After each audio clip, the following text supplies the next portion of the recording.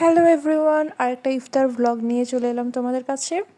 এই যে আমার প্লেটটা সাজিয়ে নিয়েছি। আজকে কিছু দারুণ আইটেম ছিল আমার ইফতারিতে, সবগুলোই আজকে শেয়ার করবো মোটামুটি।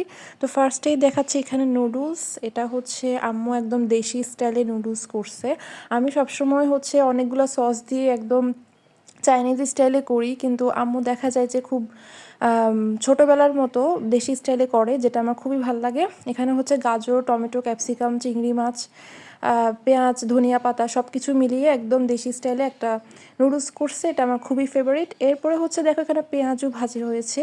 পেঁয়াজের মধ্যে পেঁয়াজ কুচি, মরিচ কুচি, তারপর ডাল পিসা, এখানে হচ্ছে আদা পেস্ট আর একটু রসুন পেস্ট ছিল, আর কিছু মরিচের গুঁড়ো আর জিরার গুঁড়ো দিয়ে একদম ভালো মতো মেখে নেওয়া হচ্ছে। আর এই তো একদম গরম গরম তেলে ভাজা হচ্ছে। আম্মুর হাতের এই পেঁয়াজুটা হচ্ছে সবসময় মাশাআল্লাহ অনেক মজা হয়।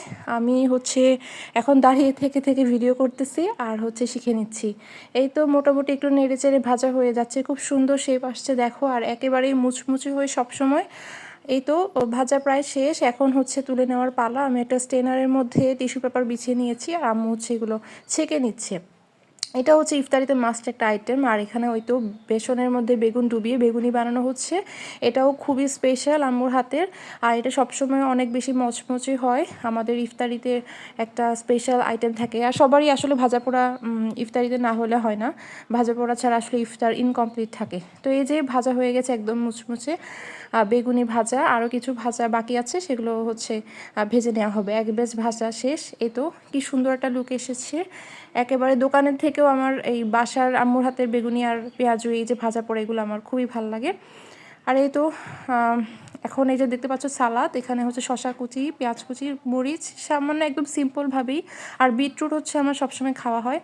আর এই তো ট্যাঙের শরবত ছাড়া হচ্ছে আমার মনে হয় যে আমার ইফতারটা কমপ্লিট হয় না। আর এই তো ছোলা হচ্ছে আম্মু ভেজে রেখেছিল, সেটা একটা ক্লিপ নিয়ে নিলাম। আর চিড়া হচ্ছে পেট ঠান্ডা রাখার জন্য খুব উপকারী, সেজন্য হচ্ছে কলা তারপর লেবু রস দিয়ে চিড়া মাখা। আর এই যে আমি প্লেটটা সাজিয়ে নিয়েছি খুব সুন্দর করে, বেগুনি, পেঁয়াজু, তারপর আনারস, বিটরুট, খেজুর, সালাদ একটু নিয়েছি, আর নুডলস, আর হচ্ছে বুট। এই তো আজকে ছিল আমার একটা ইফতার প্লেটার। তোমরা কী কী দিয়ে ইফতার করেছো আমাকে জানাবে।